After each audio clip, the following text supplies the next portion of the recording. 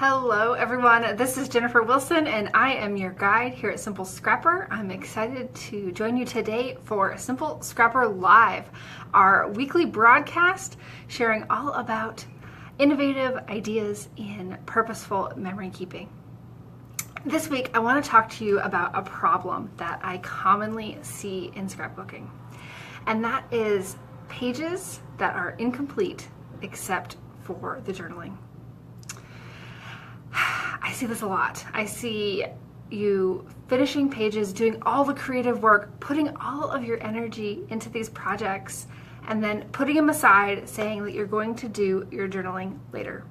So they're otherwise finished, but they don't have that special addition of your voice and your writing on the page. And I know why you do it, because I do it too sometimes.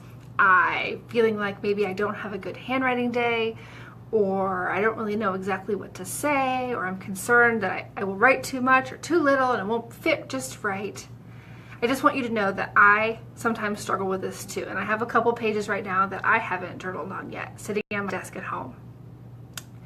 And I want to I want to call this problem out into the open and say that it's okay, it's normal. We all tend to do this because we get in our own heads. We get stuck and start telling ourselves stories that probably aren't true. Because sometimes we're our own worst enemy when it comes to the creative process and taking things from that initial idea all the way to completion and getting something into your albums. So what I want to do today is talk a little bit about the different reasons why I see scrapbookers not finishing their pages when it comes to that journaling aspect. And then I want to delve a little bit deeper into some of the techniques that I use when handwriting is a particular challenge. Then later on this week, I'll have a brand new blog post up where I explore some additional ideas related to the other reasons why people don't scrapbook or don't finish their journaling on pages. Mostly related to the storytelling aspect, and I'll give you some ideas on how to deal with that. So some of the most common reasons are you have stress and anxiety about your handwriting. You're afraid that it doesn't look good. You struggle to write because you tend to type so much, and that tends to be my problem. You're not sure of what pen to use. You're worried you're just going to mess up. So having that anxiety behind your handwriting, I would say, is one of the big problems. The second biggest problem I see is people just not feeling like they know what to say, or what they will say is not meaningful enough or deep enough, or they're not a good writer. And there's lots of different techniques that you can use to work through that and to make it easier on you. And that's what we'll cover a little bit in the blog post. And I would say the handwriting and the storytelling aspects are the two really big ones. I also see that there's this other layer of stress though, with you're afraid that you're going to somehow screw everything up. You're going to mess up your page and you're going to mess up your hard work by taking this final step. And maybe you don't even want to admit that maybe the page is done. You feel awkward about putting this piece of art or your creativity into the world. So as long as you hold it back, you don't have to share it. And I don't want to see you do that either. And maybe you have another reason as well, and I'd love if you share that in the comments. I'd also love to know how many unfinished layouts you have because of that journaling aspect. Because this is something that, if I know I do it, I know you guys are doing it too. And as I mentioned, the handwriting one tends to be the one that I see most talked about when it comes to paper scrapbookers and why they have layouts that aren't finished. And I've developed all these different techniques that I've used to make that easier. And that includes knowing which pens work best for me so I can get a smooth line, and making sure I'm matching the pen to the surface that I'm writing on, whether I'm writing on textured cardstock, smooth cardstock, photos. So kind of knowing my pen arsenal, practicing. I almost always practice on scratch paper before I journal on a layout. And that just kind of gets my hand into the motion, warms it up, so that I know that I can start things off and get into a flow, particularly if I'm writing in cursive. I also will often use a backup plan, and that could mean writing my journaling on a journaling card that I'm going to then adhere to a layout, or a journaling spot, a journaling tag type of thing. I will also kind of sometimes have a backup. I know that there's a way that I can cover this up if I really do feel like I messed up. And I do believe in embracing imperfection, but I know how much that weighs on me sometimes when I feel like I've put a blemish on my page that, even though maybe nobody would notice it but me, but it makes me feel bad. So I will find tricks to cover things up, and I've definitely done a lot of that over the years. And then finally, and this is what we talked about last week, is taking a hybrid approach to your scrapbooking and doing your typing on the computer and adding that to your traditional scrapbook page. And that could be printing your journaling directly on the background, printing the journaling on a photo, printing the journaling on something that you would then adhere. And I would say one of the most common things that we did even before computers was we would type our journaling on little strips and put those on our layouts. So any of those tools, or even all of them, can help you deal with that anxiety about your handwriting so that it's easier to get that page finished.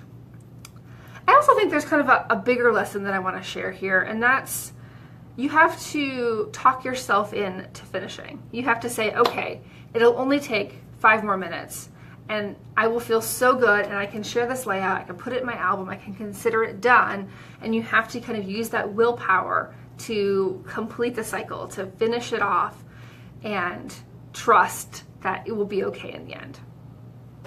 And that no matter what you write, no matter how you say it, even if you forget a letter or a word, it doesn't really matter. You put your heart into this, and in the end, you're going to be proud of it. And when you look back on it, you're probably not going to think about the anxiety you had.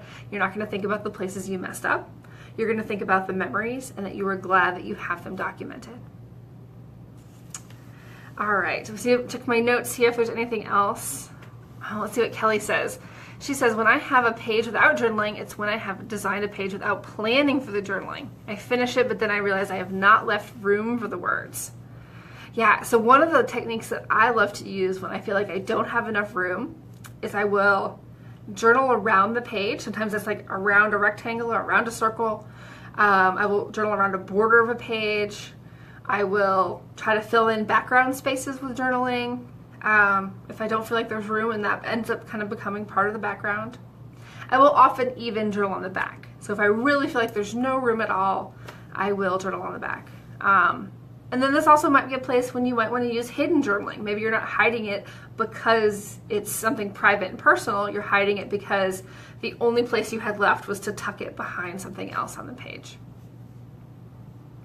So there's a lot of different techniques that you can use to get through this. You just have to put into it and say, I'm going to always finish my journaling so this doesn't stack up, because I don't want to see you not being able to feel satisfied with your hobby, not being able to share your projects because you're letting this anxiety get you down.